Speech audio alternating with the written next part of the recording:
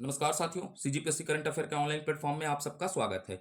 आज हम चर्चा करेंगे पेपर नंबर 7 पर। किस पर चर्चा करेंगे? पेपर नंबर 7 पर हम चर्चा कर रहे थे भाग 2 पर। हमने शुरुआत किसका किया है? पेपर नंबर 7 का भाग 2 का क्या किया है? शुरुआत किया है। और भाग 2 के अंतर्गत हम क्या पढ़ रहे हैं? अंतर्राष्ट्रीय संगठन पढ़ रहे हैं। इसी कड़ी में अंतर्राष्ट्रीय संगठन की कड़ी में हम क्या देख रहे थे? संयुक्त राष्ट्र संघ पर क्या कर रहे हैं? चर्चा कर रहे हैं। किस पर? संयुक्त राष्ट्र संघ पर क्या कर रहे हैं? चर्चा कर रहे हैं। तो अब इसी कड़ी को हम आगे बढ़ाते हैं। तो आज संयुक्त राष्ट्र संघ के अंतर्गत हम क्या देखेंगे? संयुक्त राष्ट्र संघ के सिद्धांतों पर क्या करेंगे? चर्चा करेंगे। किस पर? संयुक्त राष्ट्र संघ के संयुक्त राष्ट्र संघ के सिद्धांतों पर। किस पर? सिद्धांतों पर क्या करेंगे? आज चर्चा करेंगे। सिद्धांतों पर क्या करेंगे? चर्चा करेंगे। तो आज का पहला टॉपिक का हमारे चर्चा का केंद्र क्या रहेगा? संयुक्त राष्ट्र संघ के सिद्धांतों पर हम क्या करेंगे? चर्चा करेंगे। तो ये संयुक्त राष्ट्र संघ के सिद्धांतों का वर्णन किसका कह रहा हूं? संयुक्त राष्ट्र संघ के सिद्धांतों का वर्णन संयुक्त राष्ट्र के चार्टर में। किसमें? चार्टर में। हमने पढ़ा है, संयुक्त राष्ट्र संघ का चार्टर पढ़ा हुआ है। तो संयुक्त राष्ट्र संघ के सिद्धांतों का वर्णन संयुक्त राष्ट्र संघ के चार्टर के अनुच्छेद, किसमें? अनुच्छेद 2 में किया गया है। हमको क्या वर्णन करना है? सबसे पहले संयुक्त राष्ट्र संघ के सिद्धांतों का वर्णन संयुक्त राष्ट्र संघ के चार्टर के अनुच्छेद 2 में किया गया है। और ये अनुच्छेद 2 बताता है कि संयुक्त राष्ट्र संघ के कितने सिद्धांत है? 7 सिद्धांत है करके। तो सबसे पहला लाइन हम मेंस में क्या लिखेंगे कि चार्टर के अनुच्छेद, पहला क्या लिख देंगे? पहला सबसे पहले एक लाइन लिखेंगे चार्टर के अनुच्छेद में। क्या लिखेंगे? चार्टर के अनुच्छेद। तो कौन से चार्टर के अनुच्छेद? संयुक्त राष्ट्र संघ के चार्टर के अनुच्छेद 2 में वर्णित वर्णित वर्णित 7 सिद्धांत। कितने सिद्धांत? 7 सिद्धांत निम्न है। तो इसके चार्टर में, संयुक्त राष्ट्र संघ के चार्टर में कितने सिद्धांतों का वर्णन किया गया है? 7 सिद्धांतों को। तो सबसे पहले हम क्या लिख दिए कि संयुक्त राष्ट्र संघ के चार्टर में 7 सिद्धांतों का क्या किया गया है? वर्णन किया गया है, जो निम्न है। तो हमारा आंसर क्या होगा? अच्छा दिखेगा सबसे पहले। तो सबसे पहला सिद्धांत क्या बोलता है कि भाई सदस्य राष्ट्र हैं। इसमें क्या है? संयुक्त राष्ट्र संघ में क्या है? सदस्य हैं। तो सदस्य राष्ट्रों के आंतरिक मामलों में हस्तक्षेप की क्या होनी चाहिए? नीति होनी चाहिए। अर्थात जो संयुक्त राष्ट्र संघ में सदस्य क्या है? शामिल है, उनके आंतरिक मामलों में क्या नहीं होना चाहिए? हस्तक्षेप की नीति का क्या किया जाना चाहिए? पालन किया जाना चाहिए। तो पहला सिद्धांत को आपको लिखना है राष्ट्रों के, किसके? राष्ट्रों के आंतरिक मामलों में। कौन से मामलों में? आंतरिक आंतरिक मामलों में मामलों में हस्तक्षेप की नीति। क्या? हस्तक्षेप की नीति क्षेप की नीति। ये पहला सिद्धांत है। अर्थात जो भी सदस्य राष्ट्र हैं, उनके हम आंतरिक मामलों में क्या नहीं करेंगे करके बोला गया है? हस्तक्षेप की नीति का क्या करेंगे? पालन करेंगे। फिर संयुक्त राष्ट्र संघ का सबसे महत्वपूर्ण चीज क्या है? चार्टर है। यही चार्टर क्या है बताइएगा? संयुक्त राष्ट्र संघ की पूरी क्या है? आधारशिला है। तो चार्टर के दायित्वों का, जो भी चार्टर में क्या दिया गया है? दायित्व दिया गया है। संयुक्त राष्ट्र संघ के चार्टर का के दायित्वों का स्वेच्छा और प्रतिबद्धता से क्या करना है? निर्वहन करना है करके भी बताया गया है, इसके सिद्धांत में लिखा गया है। तो चार्टर के दूसरा पॉइंट क्या लिखेंगे? चार्टर के जो दायित्व दिया गया है, चार्टर के अंतर्गत क्या दिया गया है? दायित्व। दायित्वों का क्या करना पड़ेगा? सदस्य देशों को स्वेच्छा से, अर्थात किसी बिना दबाव के, स्वेच्छा और प्रतिबद्धता से। किससे? प्रतिबद्धता से निर्वहन करना है। क्या करना है? निर्वहन करना भी इसका क्या है? सिद्धांत है। तो ये हो गया हमारा दूसरा सिद्धांत। ठीक है। दूसरा सिद्धांत क्या बोल रहा है? चार्टर के दायित्वों का स्वेच्छा और प्रतिबद्धता से क्या करना है? निर्वहन करना है। उसके बाद हमको सब तीसरा सिद्धांत को याद रखना है। तीसरा सिद्धांत क्या बोलता है कि संयुक्त राष्ट्र संघ किस विवादों को निपटाएगा? अंतरराष्ट्रीय विवादों का शांतिपूर्ण तरीके से क्या करेगा? समाधान करेगा, जिससे विश्व में शांति और सुरक्षा क्या हो सके? बना रह सके। तो भाई संयुक्त राष्ट्र संघ का तो निर्माण इसीलिए हुआ है कि अंतरराष्ट्रीय विवादों का क्या करना है? शांतिपूर्ण एवं समाधान करना है करके। तो फिर अपन तीसरा पॉइंट क्या लिखेंगे इसके अंतर्गत? अंतरराष्ट्रीय। किसको? अंतरराष्ट्रीय विवादों का। किसका? अंतरराष्ट्रीय विवादों का, इंटरनेशनल डिस्प्यूट का शांतिपूर्ण, किस तरीके से? शांतिपूर्ण समाधान शांतिपूर्ण समाधान, जिससे विश्व सुरक्षा सुरक्षा और शांति बने रहे। तो ये हो गया हमारा तीसरा सिद्धांत। ठीक है। तो ये तीसरा सिद्धांत था हमारा। उसके बाद क्या होगा?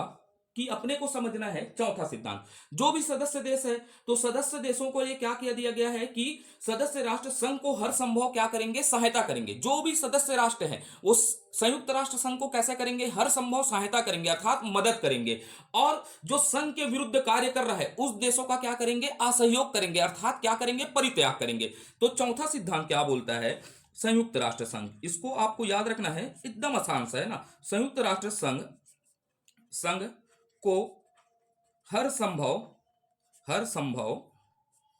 संभव सहायता, अर्थात जो भी देश है, सदस्य देश है, वो संयुक्त राष्ट्र संघ को क्या करेंगे, हर संभव सहायता करेंगे। और याद रखना है ना, ठीक है। और इसमें जोड़ दिए संघ के, किसके, संघ के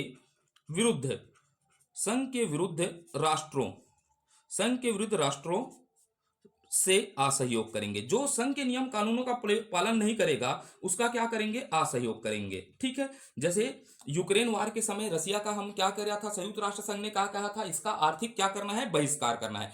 तो संघ के जो विरुद्ध होगा उन राष्ट्रों का क्या किया जाएगा, असहयोग किया जाएगा, ठीक है। उसके बाद हमको याद रखना है अगला, तो अब भाई इसमें क्या है, सदस्य राष्ट्र हैं, सभी सदस्य राष्ट्रों की संप्रभुता, संपन्नता एवं समानता पर क्या दिया जाएगा, ध्यान दिया जाएगा कि जो संयुक्त राष्ट्र संघ के क्या है, सदस्य है, उनकी संप्रभुता बने रहे, उसकी संपन्नता हो और समानता पर क्या दिया जाएगा, बल दिया जाएगा। यह अब इसका क्या है, अगला सिद्धांत है करके याद रखना है। तो यहां पर लिखेंगे सभी सदस्य, किसकी बात कर रहा हूं, सदस्यों की संप्रभुता, किसकी बात कर रहा हूं, संप्रभुता।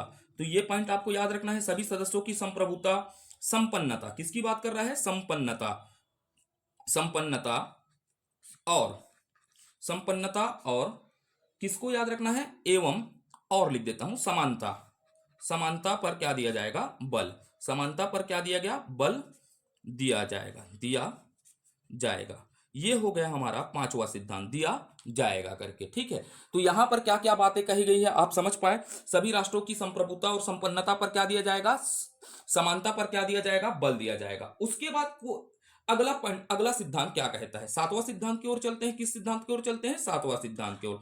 सातवां सिद्धांत कहता है कोई भी देश संयुक्त राष्ट्र संघ के उद्देश्यों के प्रतिकूल कार्य नहीं करेगा, अर्थात कोई भी देश जो संयुक्त राष्ट्र संघ से जुड़ा हुआ है वो इनके उद्देश्यों के प्रतिकूल कार्य नहीं करेगा, अर्थात जो उद्देश्य दिए गए हैं उससे इतर कार्य नहीं करेगा। भाई जैसे कोई उद्देश्य बना दिया गया, युद्ध नहीं करना है, वह देश क्या करना चालू कर दिया, युद्ध करना चालू कर दिया, तो यह क्या होगा, उद्देश्यों का प्रतिकूल कार्य हो जाएगा। तो कोई भी देश क्या करेगा, संयुक्त राष्ट्र संघ के उद्देश्यों के प्रतिकूल क्या नहीं करेगा, कार्य नहीं करेगा। तो अगला पॉइंट आप लिखेगा छठवां में, कोई भी देश, अगला पॉइंट क्या लिखेगा, कोई भी देश संयुक्त राष्ट्र का, किसका, संयुक्त राष्ट्र संघ के उद्देश्यों का, किसके, उद्देश्यों का प्रतिकूल कार्य नहीं करेगा। ये हो गया हमारा छठवां सिद्धांत, जो किसमें दिया गया है, चार्टर के अनुच्छेद 2 में क्या किया गया है, वर्णन किया गया। इसको इसी तरह लिखेगा तो आपको अच्छा नंबर मिलेगा मेंस में। फिर सातवां देख लेते हैं, सातवां सिद्धांत, ठीक है। तो यहां पर क्या गया है, सदस्य राष्ट्रों की स्वतंत्रता, अखंडता का क्या किया जाएगा, सम्मान किया जाएगा। जो सदस्य राष्ट्र हैं उसकी स्वतंत्रता पर भी ध्यान दिया जाएगा, उसकी अखंडता पर का भी क्या किया जाएगा, सम्मान किया जाएगा, तथा धमकी और बल के प्रयोग को क्या किया जाएगा, नकारा जाएगा। अर्थात किसी पर हम धमकी और बल का क्या नहीं करेंगे, प्रयोग नहीं करेंगे। साथ में सदस्य राष्ट्रों की स्वतंत्रता पर भी ध्यान दिया जाएगा और अखंडता को पर भी क्या दिया जाएगा, बल दिया जाएगा करके। तो आपको अगला पॉइंट क्या लिखना है, सदस्य, किसके, सदस्य राष्ट्रों की स्वतंत्रता, किसकी बात कर रहा हूं, स्वतंत्रता,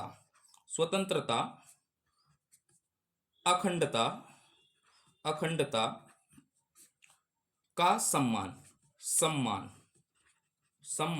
तथा धमकी, किसकी बात कर रहा हूं, धमकी, बल प्रयोग को नकारना। ये हो गए हैं हमारे संयुक्त राष्ट्र संघ के सिद्धांत। तो इसको आप कितने अंकों में तैयार कर लीजिएगा, अच्छे से 4 अंकों में तैयार कर लीजिएगा। कितने अंकों में, 4 अंकों में इसको तैयार कर लीजिएगा आप आंसर। तो आपसे प्रश्न क्या पूछेगा, संयुक्त राष्ट्र संघ के सिद्धांतों पर क्या कीजिए, विवेचना कीजिए। तो सबसे पहला लाइन क्या लिखेंगे, चार्टर के अनुच्छेद 2 में वर्णित 7 सिद्धांत क्या है, निम्नलिखित है। ये आप को अलग दिखलाएगा। सबसे अलग आपका क्या दिखलाएगा? आंसर दिखलाएगा कि आपने किसका प्रयोग किया, चार्टर के अनुच्छेद 2 का क्या किया है, प्रयोग किया है। तो 7 सिद्धांत निम्न है, तो पहला सिद्धांत में लिख देगा राष्ट्रों के आंतरिक मामलों में हस्तक्षेप करना, फिर चार्टर के दायित्वों का स्वेच्छा और प्रतिबद्धता से निर्वहन करना, अंतर्राष्ट्रीय विवादों का शांतिपूर्ण तरीके से क्या करना, समाधान करना जिससे विश्व शांति सुरक्षा बने रहे, संयुक्त राष्ट्र संघ का हर संभव क्या करना, सहायता और क्या करना, विरोधी राष्ट्र को क्या करना, असहयोग करना, आदि पॉइंटों को आप अच्छे से क्या लिख दीजिएगा, मेंशन लिख दीजिएगा। तो आपको 4 अंकों में मैक्सिमम कितने अंक मिलेंगे? 3 अंक मिलेंगे। और आपको यह अनुच्छेद क्या दिलाएगा? सभी से क्या दिलाएगा? लीड दिलाएगा। ठीक है, तो इस अनुच्छेद को आपको रट घोल के पिल जाना है। ठीक है, तो बाकी सब सिद्धांत तो आप लिख सकते हैं मेंस में। ठीक है, तो आगे को चलते हैं। अब देखते हैं प्रतीक चिन्ह। क्या देखेंगे? संयुक्त राष्ट्र संघ के प्रतीक चिन्ह पर क्या करेंगे? चर्चा करेंगे। किस पर? प्रतीक चिन्ह पर क्या करेंगे? चर्चा करेंगे। तो हेडिंग आप डालिएगा प्रतीक चिन्ह। किस पर बात करेंगे? संयुक्त राष्ट्र संघ के प्रतीक चिन्ह पर क्या करेंगे? चर्चा करेंगे। ठीक है, तो यह है संयुक्त राष्ट्र संघ का क्या दिख रहा है आपको? प्रतीक चिन्ह दिख रहा है। ठीक है, यह संयुक्त राष्ट्र संघ का क्या दिख रहा है आपको? प्रतीक चिन्ह दिख रहा है। तो सबसे पहले याद रखना है कि संयुक्त राष्ट्र संघ के प्रतीक चिन्ह को कब अपनाया गया। तो 7 दिसंबर 1946 को क्या दिया गया? संयुक्त राष्ट्र संघ के प्रतीक चिन्ह को क्या किया गया? स्वीकारा गया। तो हम पहला पॉइंट क्या लिखेंगे? पहला पॉइंट ये 2 अंकों में तैयार करना है। कितने अंकों में तैयार करना है? 2 अंकों में इसको तैयार करना है। तो हम क्या लिखेंगे? सबसे पहले संयुक्त राष्ट्र। क्या लिखेंगे? संयुक्त राष्ट्र, राष्ट्र के वर्तमान अर्थात अभी के वर्तमान प्रतीक को, किसको? प्रतीक को 7 दिसंबर, इसको भूलना नहीं है ना, 7 दिसंबर 1946 को, 1946 को स्वीकृति स्वीकृति दी गई थी, दी गई थी। तो किस दिसंबर को? 7 दिसंबर 1946 को क्या दी गई थी? स्वीकृति दी गई थी। ये पहला पॉइंट हो गया। अब समझिएगा, अब ये प्रतीक दिख रहा है, तो ये प्रतीक दिख रहा है, तो इसके अगल बगल में देखिएगा। ठीक है, ये क्या दिख रहे हैं? पत्तों की आकृति दिख रहे हैं। क्या दिख रहा है? ये पत्तों का आकृति। तो पत्तों की आकृति में क्या है? ये जैतून वृक्ष का शाखा है। किसका? जैतून वृक्ष का क्या है? शाखा है। किसका? जैतून वृक्ष का क्या है? ये शाखा है। शाखा है। चित्र इसलिए लाया हूं, क्यों लाया हूं? समझ पाओ। हमारे पास डिजिटल बोर्ड नहीं है, लेकिन हमारे हौसले डिजिटल से भी क्या है? ज्यादा है। तो ये जो चित्र का में दिख रहा है, वो क्या दिख रहा है? ये जैतून वृक्ष का क्या है? शाखा है। और ये जैतून वृक्ष के शाखा में बीच में ऐसा गोलाकार आकृति दिख रहा है, जहां पर विश्व के मानचित्र को क्या किया गया है? दर्शाया गया है। तो दूसरा पॉइंट हम क्या लिख सकते हैं? चित्र भी बनाना है ना, मेंस में आपको क्या लिखना है? चित्र भी बनाना है। तो दूसरा पॉइंट आप क्या लिखेंगे? ठीक है, इस प्रतीक, इस प्रतीक क्या लिखेंगे? इस प्रतीक में जैतून, जैतून वृक्ष के, वृक्ष की शाखाओं में, किसमें? जैतून वृक्ष की शाखाओं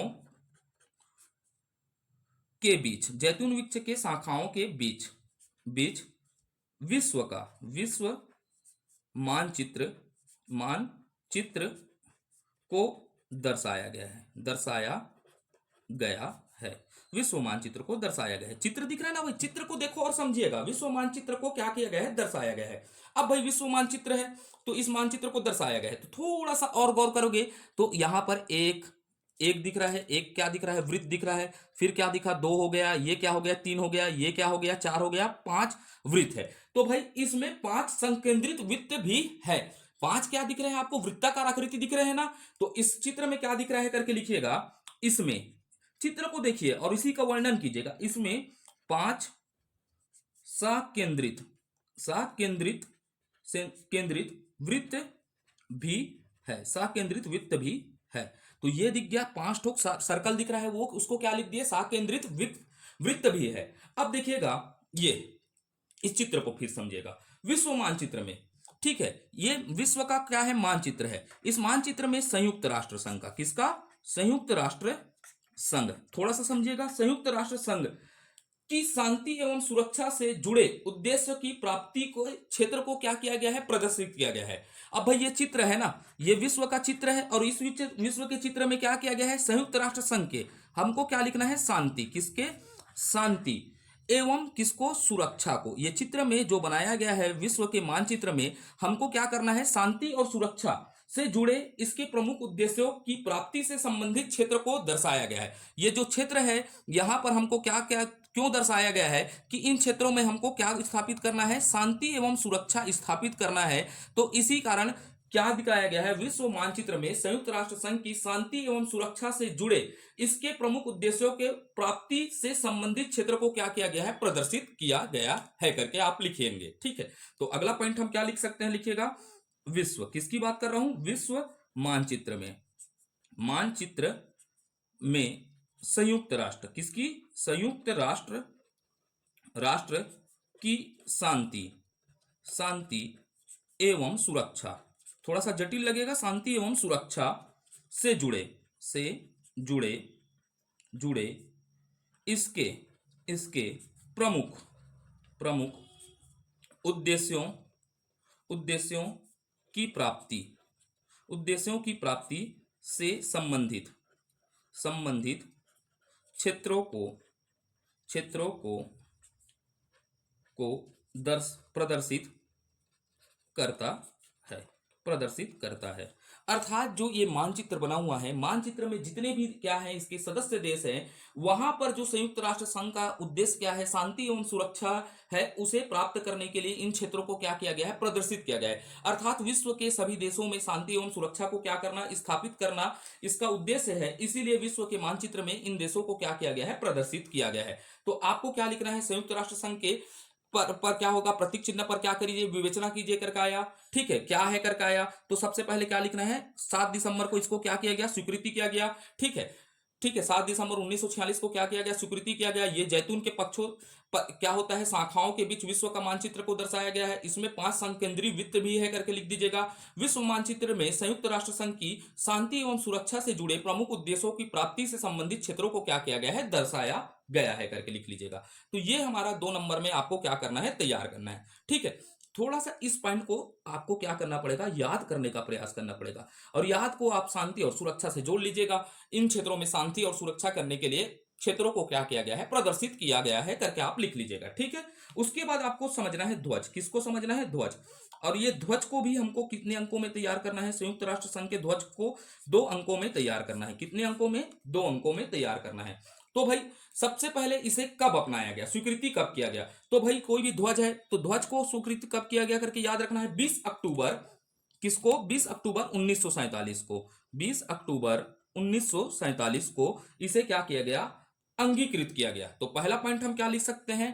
पहला पॉइंट हमको क्या लिखना है करके याद रखना है कि संयुक्त राष्ट्र, किसको? संयुक्त राष्ट्र, राष्ट्र के ध्वज को, किसको? ध्वज को 20 अक्टूबर, किसको? 20 अक्टूबर 1947 को, 1947 को अंगीकृत किया गया। क्या किया गया? अंगीकृत किया गया, अर्थात अपनाया गया। अपनाया गया शब्द ना लिखकर आप क्या कीजिएगा? अंगीकृत किया गया। संविधान में पढ़े होंगे अंगीकृत किया गया करके, अपनाया गया। अब देखिएगा ध्वज क्या दिख रहा है। इसीलिए मैं थोड़ा लेट हुआ वीडियो को, क्योंकि मेरे को क्या नहीं मिल रहा था? रंगीन मैप नहीं मिल रहा था हमारे गांव में साइड में। तो मैं धमतरी गया तो लाया, इसको फोटोकॉपी करके निकलवाया। तो ध्वज में क्या है देखिएगा, हल्का सा क्या दिख रहा है? ध्वज में हल्का नीले रंग का क्या दिख रहा है आपको? ध्वज का कलर क्या दिख रहा है? नीले रंग का। नीले रंग की पृष्ठभूमि दिख रहा है। ये क्या है? पूरा पृष्ठभूमि है नीले रंग के पृष्ठभूमि में। ठीक है, सफेद रंग से विश्व के वृत्ताकार मानचित्र को दर्शाया गया है। किसको? वृत्ताकार मानचित्र को दर्शाया गया है। सफेद रंग से वृत्ताकार मानचित्र को दर्शाया गया है, जो जैतून के 2 पत्तों से क्या हुआ है? घिरा हुआ है। ये हो गया। फिर भैया इसमें क्या लिखना है समझेगा। तो सबसे पहले क्या कीजिएगा? ध्वज में हल्के नीले रंग से पृष्ठभूमि के अंतर्गत, ये पृष्ठभूमि हो गया, हल्के नीले रंग के पृष्ठभूमि के अंतर्गत क्या समझ रहे हैं? विश्व के मानचित्र को क्या किया गया है? दर्शाया गया है। किस रंग से? सफेद रंग से, जो किससे? जैतून के शाखों से घिरा हुआ है। ये हो गया हमारा आंसर। कुछ बड़ी बातें नहीं है, आपको बस चित्र को देखना है। तो क्या लिखिएगा? ध्वज में, ध्वज में हल्के, हल्के नीले रंग से, किस रंग से? नीले रंग की, रंग की पृष्ठभूमि से, किससे? पृष्ठभूमि के अंतर्गत, हल्के नीले रंग के पृष्ठभूमि के अंतर्गत, अंतर्गत सफेद रंग से, किस रंग से? सफेद रंग के वृत्ताकार, वृत्ताकार मानचित्र, मानचित्र को दर्शाया गया है, दर्शाया गया है। मानचित्र को क्या किया गया है? दर्शाया गया है, जो जैतून के, किससे? जैतून के जैतून के शाखाओं से घिरा हुआ है, घिरा हुआ है। जैतून के शाखाओं से घिरा हुआ है करके आपको लिखना है, बस इतना ही लिखना है ना। तो आपको 2 अंकों में इतना ही तैयार कर लीजिएगा, ज्यादा चीजों पर नहीं फंसना है। तथ्यों को हमको क्या करना है, कम करना है और समराइज करके पढ़ना है, ठीक है। तो ध्वज को आप अच्छे से तैयार कर लीजिएगा 2 अंकों में, ठीक है। और किसी को भी अपने आंसर कॉपी को चेक करवाना है तो आप इस नंबर पर भेजिएगा, ठीक है। 7000494508 में आप क्या कर लीजिएगा, व्हाट्सअप कर लीजिएगा। कोई आंसर लिखते हैं तो हमारे मित्र हैं, पटवारी सर हैं, ठीक है, हमारे कोई मित्र हैं जो अकाउंट अफसर है, बहुत सारे दोस्त हैं, उनको मैं क्या कर दूंगा, पर्सनली सेंड कर दूंगा। वो चेक करके भी कि आपको कॉपी को क्या कर देंगे, प्रदत्त कर देंगे। तो जो भी स्वेच्छा से अगर आंसर लिख कर क्या करना चाहता है, सेंड करना चाहता है, तो 7000494508 में क्या कर दीजिएगा, सेंड कर दीजिएगा, ठीक है। तो आगे चलते हैं, ठीक है, आगे की ओर चर्चा करते हैं, ठीक। आगे की ओर चर्चा करते हैं तो देखते हैं आधिकारिक भाषा। क्या देखते हैं, अधिकारी भाषा। किसकी, संयुक्त राष्ट्र संघ की अधिकारी भाषा पर चर्चा करना है। अब इस अधिकारी भाषा को भी हम कितने अंकों में तैयार करेंगे, 2 अंकों में, ठीक है। जो छोटे टॉपिक है उसको सीधा प्रश्न में लिखना है ना। तो आप क्या लिख सकते हैं, देखिएगा कैसे लिखना है, सोचिएगा। संयुक्त राष्ट्र संघ क्या है, संगठन का क्या है, वैश्विक विस्तार है, ठीक है। भाई संयुक्त राष्ट्र संगठन में क्या है, वैश्विक विस्तार है। विश्व के क्या है, कई देश है, तो कई देश है, तो भाई इसमें क्या होगा, अनेक भाषाओं का क्या करना पड़ेगा, इस्तेमाल करना है ना। करना पड़ेगा या नहीं करना पड़ेगा। तो पहला पॉइंट क्या लिख सकते हैं, संयुक्त राष्ट्र संघ। पहला पॉइंट क्या लिखेंगे आप, संयुक्त राष्ट्र संघ। किसको, संयुक्त राष्ट्र संघ का क्या है, वैश्विक, वैश्विक विस्तार, विस्तृत, वैश्विक विस्तृत होने के कारण, होने के कारण, वैश्विक विस्तृत होने के कारण अनेक भाषाओं का, किसका, अनेक भाषाओं का, भाषाओं का इस्तेमाल किया जाता है। इस्तेमाल, इस्तेमाल थोड़ा सा बन नहीं रहा, इस्तेमाल करता है। अनेक भाषाओं का क्या करता है, इस्तेमाल करता है करके, ठीक है। तो भाई समझेगा, अब अनेक भाषाओं को इस्तेमाल करता है तो ठीक है।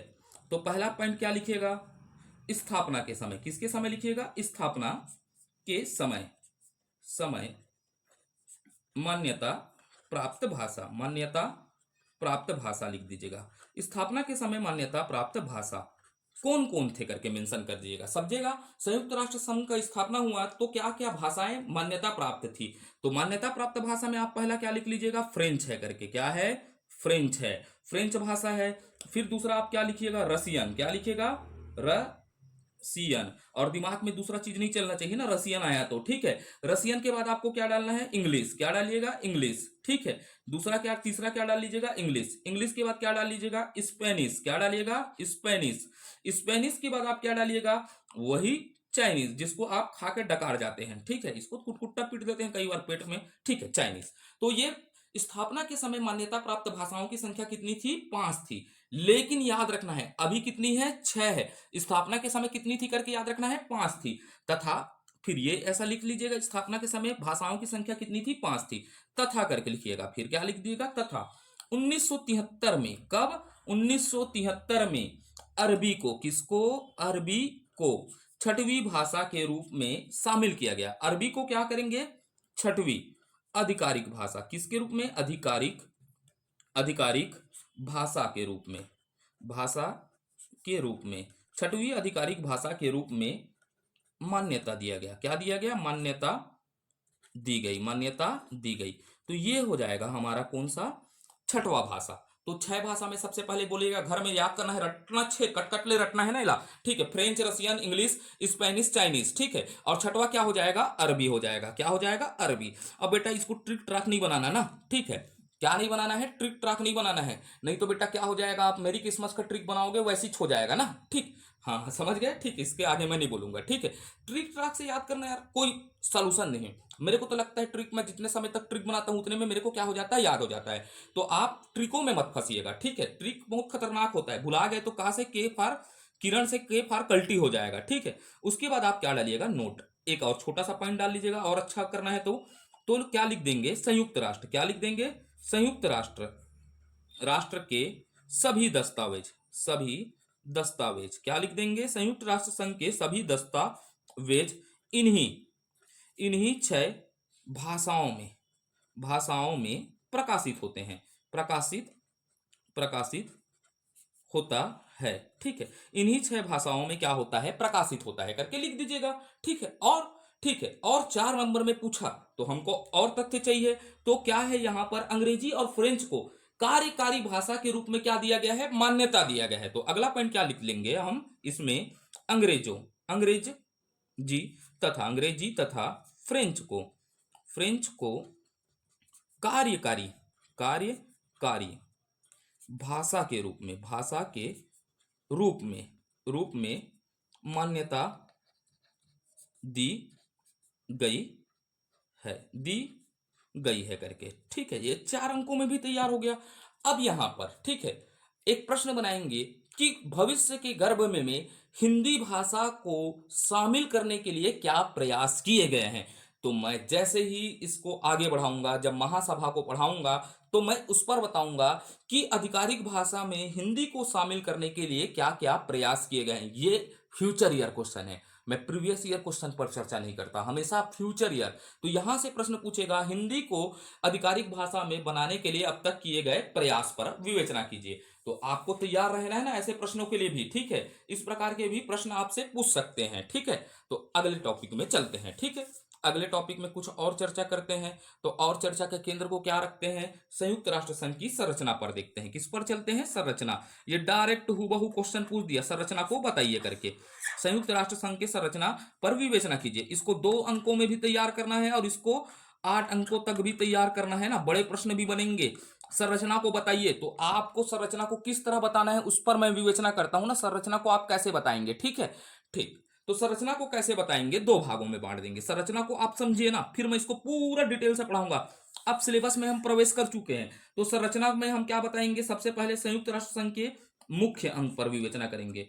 पहला क्या बता दीजिएगा, मुख्य अंग बताइएगा। सबसे पहले क्या बताइएगा, अपने नोट्स में आप मेंशन करिएगा, पेपर में मुख्य अंग कितने हैं करके बताइएगा, 6 मुख्य अंग है। ठीक है, उसके बाद आप क्या बना लीजिएगा, सब पार्ट में सहयोगी अंग। किसको, सहयोगी अंग पर चर्चा करेंगे। किस पर, सहयोगी अंग। ठीक है, या विशेषज्ञ एजेंसी पर चर्चा करेंगे, संयुक्त राष्ट्र संघ के विशेषज्ञ एजेंसी। ठीक है, आपसे प्रश्न डायरेक्ट क्या पूछेगा, संयुक्त राष्ट्र संघ के संरचना पर विवेचना कीजिए। तो सीधा 2 अंकों में पूछेगा, तो मुख्य अंक पर क्या कर दीजिएगा, आप लिख दीजिएगा, हूबहू मुख्य अंक को लिखेगा। तो सबसे पहले आप क्या लिखेंगे, क्या आंसर डालेंगे, संयुक्त राष्ट्र महासभा। पहले मुख्य अंग में क्या होगा, संयुक्त, क्या लिखिएगा, संयुक्त राष्ट्र महासभा लिखिएगा। ठीक है, जनरल असेंबली के बारे में बात करिएगा, पहला अंक क्या हो जाएगा, संयुक्त राष्ट्र महासभा हो जाएगा। क्या हो जाएगा, संयुक्त राष्ट्र महासभा पहला अंग हो जाएगा। ठीक है, कौन सा हो जाएगा, पहला अंग। उसके बाद हमको क्या जानना है, दूसरा आप क्या डालिएगा, संयुक्त राष्ट्र। क्या डालिएगा, संयुक्त राष्ट्र सुरक्षा परिषद। किस पर चर्चा कर दीजिएगा, लिख दीजिएगा, संयुक्त राष्ट्र सुरक्षा परिषद होगा। दूसरा अंक क्या हो जाएगा, संयुक्त राष्ट्र सुरक्षा परिषद। फिर हमको क्या डालना है, संयुक्त राष्ट्र सुरक्षा परिषद के बाद आपको याद रखना है आर्थिक और सामाजिक परिषद। किसको याद रखिएगा, आर्थिक, संयुक्त राष्ट्र संघ आर्थिक और सामाजिक परिषद करके लिख दीजिएगा। क्या लिखिएगा, आर्थिक और सामाजिक परिषद। ये हो गया तीसरा अंग। ठीक है, तो ये 6 अंगों को हमको पहले चर्चा करना है ना, आर्थिक और सामाजिक परिषद। उसके बाद चौथा क्या होता है, संयुक्त राष्ट्र का क्या होता है, सचिवालय। संयुक्त राष्ट्र का क्या है, सचिवालय, याद रखिएगा, संयुक्त राष्ट्र सचिवालय। ठीक है, इसको अच्छे से लिख लीजिएगा, संयुक्त राष्ट्र सचिवालय। उसके बाद आपको क्या लिखना है, 5वां में अंतरराष्ट्रीय न्यायालय। किस पर चर्चा करेंगे, अंतरराष्ट्रीय न्यायालय भी इसका क्या है, अंग है, अंतरराष्ट्रीय न्यायालय। ठीक है, इंटरनेशनल क्या बोलेंगे अपन, न्यायालय की बात करेंगे। फिर न्यायिकता परिषद, 6वां कौन सा हो जाएगा, संयुक्त राष्ट्र न्यायिकता। क्या हो जाएगा, न्यायिकता परिषद। ठीक है, अच्छे से लिख लीजिएगा, थोड़ा सा प्रोनाउंसिएशन में क्या हो रहा है, तकलीफ हो रहा है मेरे को। ठीक है, न्यायिकता परिषद। ठीक है, तो ये हो गया हमारे मुख्य रूप से 6 अंग। तो आपसे पूछेगा संयुक्त राष्ट्र संघ के अंगों पर विवेचना कीजिए, तो आप क्या लिख देंगे, मुख्य रूप से कितने अंग बता दीजिएगा, सीधा 6 अंगों को विवेचना कर लीजिएगा। ठीक है, ये हो गया मुख्य रूप से। अब बड़े तरीके पर प्रश्न पूछा, किस तरीके पर प्रश्न पूछा, बड़े तरीके पर। तो इसको हम ऐसा बनाएंगे, पहला क्या लिख लेंगे, वित्तीय मामलों से संबंधित अभिकरण लिख देंगे। क्या लिख देंगे, वित्तीय मामलों से संबंधित संगठन भी लिख देंगे। वित्तीय मामलों से, पहला पॉइंट क्या लिख लीजिएगा, वित्तीय मामलों से। और बड़े प्रश्न में आया तो वित्तीय मामलों से संबंधित संबंधित क्या लिख लीजिएगा, संगठन या क्या लिख लीजिएगा, अभिकरण। अभिकरण, ठीक है। पहला क्या लिख लीजिएगा, वित्तीय मामलों से संबंधित संबंधित संस्था या क्या लिख लीजिएगा, अभिकरण लिख लीजिएगा। तो वित्तीय मामलों में मेंशन क्या कर लीजिएगा, सबसे पहले आप क्या लिख लीजिएगा, अंतर्राष्ट्रीय मुद्रा कोष, ठीक है। क्या क्या लिख लीजिएगा, अंतर्राष्ट्रीय मुद्रा कोष। किसकी बात कर लीजिएगा, अंतर्राष्ट्रीय मुद्रा कोष। अर्थात क्या कर दीजिएगा, आईएमएफ को बता दीजिएगा, भाई ये वित्तीय मामलों का संगठन है ना यूनो के अंतर्गत। तो फिर क्या लिख लीजिएगा, अंतर्राष्ट्रीय मुद्रा कोष भी पढ़ना पड़ेगा। फिर क्या लिख लीजिएगा, दूसरा हम क्या लिख लीजिएंगे, वैश्विक, क्या लिखेंगे, वैश्विक बैंक समूह। भाई ये विश्व बैंक एक नहीं है ना, इसका समूह है, बहुत सारा है ना, तो इसको क्या लिख लीजिएगा, वैश्विक बैंक समूह लिख लीजिएगा, ठीक है। उसके बाद लिख लीजिएगा तीसरा में एक ठोका और लिख देते हैं ना, ठीक है। इसको पढ़ाऊंगा तो सबको, लेकिन पहले आप क्या कर लीजिएगा, फॉर्मेशन कर लीजिएगा, अंतर्राष्ट्रीय विकास संघ। किसकी बात कर लेंगे, अंतर्राष्ट्रीय विकास संघ, ठीक है। ये हो गया हमारे वित्तीय मामलों से संबंधित अभिकरण। तो 3 अभिकरण का नाम लिख लीजिएगा। उसके बाद क्या लिख लीजिएगा, मानव, दूसरा पॉइंट है, पहला लिख लीजिएगा वित्तीय, उसके बाद दूसरा क्या लिख लीजिएगा, मानव, मानव कल्याण, मानव कल्याण से संबंधित अभिकरण, संबंधित अभिकरण, ठीक है। योनो के अंतर्गत मानव कल्याण से संबंधित अभिकरण डाल लीजिएगा, ठीक है। मानव कल्याण से संबंधित अभिकरण पर क्या लिख लीजिएगा, अंतर्राष्ट्रीय श्रम संगठन लिख लीजिएगा। पहला क्या लिख लीजिएगा, अंतर्राष्ट्रीय संगठन, ये भी मानव कल्याण की बात करता है ना, लेबरों की, अधिकारों की बात करता है। अंतर्राष्ट्रीय, अंतर्राष्ट्रीय क्या डाल लीजिएगा, श्रम संगठन, क्या डाल लीजिएगा, श्रम संगठन, ठीक है, संगठन डाल लीजिएगा।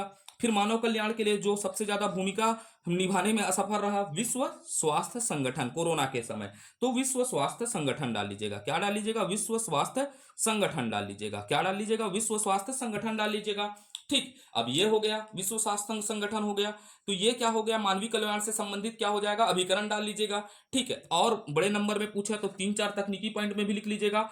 तकनीकी से पहले क्या लिख लीजिएगा, सामाजिक लिख लीजिएगा। क्या लिखिएगा, सामाजिक व सामाजिक व आर्थिक, सामाजिक व आर्थिक विकास, विकास से संबंधित अभिकरण। क्या लिख लीजिएगा, सामाजिक एवं आर्थिक विकास से संबंधित अभिकरण भी लिख लीजिएगा। क्या लिख लीजिएगा, अभिकरण या संस्था लिख लीजिएगा। तो इसके अंतर्गत सामाजिक एवं आर्थिक में पहला क्या लिख लीजिएगा, खाद्य, इसको अच्छे से पेन में बदल देता हूं, ठीक है। खाद्य, खाद्य एवं कृषि संगठन, भाई इसको भी पढ़ना है ना, खाद्य एवं कृषि संगठन। इंग्लिश मीडियम वाले को थोड़ा परेशानी होगा, तो मैं प्रयास करूंगा कि इंग्लिश मीडियम का एक आध टीचर खोजूं, ठीक है। खाद्य एवं क्या हो जाएगा, कृषि संगठन। वो ऐसे ही एक ठोका और लिख लीजिएगा ना भाई, सामाजिक में बौद्धिक संपदा संगठन, ठीक है, ठीक, बौद्धिक संपदा, विश्व बौद्धिक संपदा, संपदा संगठन। ये हो गया किसमें, सामाजिक आदि में, ठीक है, सामाजिक आदि में लिख लीजिएगा। और चौथा, और जगह 10 नंबर में पूछ दिया तो, ठीक है। तो चौथे में आप क्या लिख लीजिएगा, चौथे में तकनीकी, तकनीकी क्षेत्र से संबंधित संगठन, तकनीकी क्षेत्र से संबंधित अभिकरण या संगठन, संबंधित अभिकरण डाल लीजिएगा। क्या डाल लीजिएगा, अभिकरण या संगठन, अभिकरण संगठन जो भी आपको अच्छा लगे, ठीक है।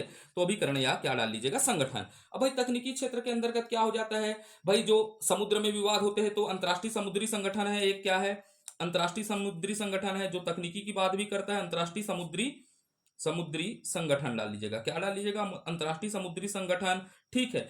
फिर डाल लीजिएगा वैश्विक, ये भी विश्व मौसम संगठन। क्या डाल लीजिएगा, विश्व मौसम संगठन। ये भी क्या बताता है, तकनीक को बताता है, मौसम संबंधित तकनीकी का क्या देता है, ज्ञान देता है। फिर डालिएगा सार्वभौमिक डाक संघ डाल लीजिएगा, सार्वभौमिक, भौमिक, सार्वभौमिक डाक संघ डाल लीजिएगा, डाक संघ डाल लीजिएगा, ठीक है, सार्वभौमिक डाक संघ। तो ये हो गया हमारा संरचना। इसको 2 नंबर से लेकर 8 नंबर बड़े प्रश्नों में भी तैयार कर लीजिएगा, यहां से प्रश्न आपके बनेंगे ही।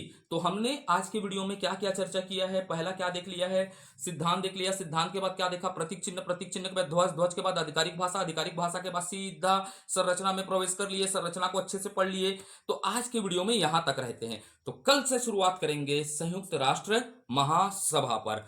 इसको मैं छोटे छोटे वीडियो में बनाऊंगा, 10 मिनट 15 मिनट, एक दिन में 2 वीडियो डाल दूंगा सीधा, क्योंकि स्टोरेज प्रॉब्लम होता है, फिर मेरे को क्या करना पड़ता है, एडिट करना पड़ता है, फिर मेरे को क्या लगता है, बोर लगता है, ठीक है, फिर वीडियो बनाने की इच्छा खत्म हो जाता है। तो मेरे पास स्टोरेज की क्या है, प्रॉब्लम है, तो इसको मैं 10 से 20 मिनट का वीडियो बनाऊंगा, ठीक है।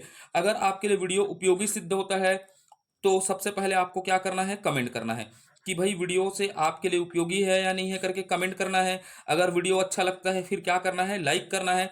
अगर आप हमारे इस परिवार को, यूट्यूब परिवार को आगे बढ़ाना चाहते हैं तो इसको क्या करिएगा, शेयर करिएगा। शेयर करेंगे तो परिवार क्या होगा, आगे बढ़ेगा और हमारे को क्या मिलेगा, अच्छे से क्या मिलेगा, जानकारियां मिलेगी। ठीक है, तो ये हमारा पहल है। ठीक है, ये पहल का कोई पैसा वैसा नहीं है। ठीक, अगर आप आंसर लिखना चाहते हैं, लिख कर सेंड करना चाहते हैं, तो मेरे मित्र बहुत सारे हैं जो वर्तमान में क्या है, सरकारी पोस्ट में है। उनसे मैं बात भी किया हूं कि भाई आंसर कॉपी किसी छात्र का आता है तो चेक करके दे दोगे क्या? उन्होंने बोला है हाँ। तो बिल्कुल आप आंसर कॉपी को क्या कर सकते हैं, भेज सकते हैं। ठीक है, चाहे तो सब्सिडी है ना ये। ठीक है, हमारा प्रयास रहेगा कि अच्छे से अच्छे आपको क्या किया जाए, पढ़ाया जाए। जितना हमने पढ़ा है, जितना मैंने पढ़ाई करके अपने ज्ञान को अर्जित किया है, उतने को आपको क्या करने का प्रयास करूंगा, देने का प्रयास करूंगा। धन्यवाद। भारत माता की जय।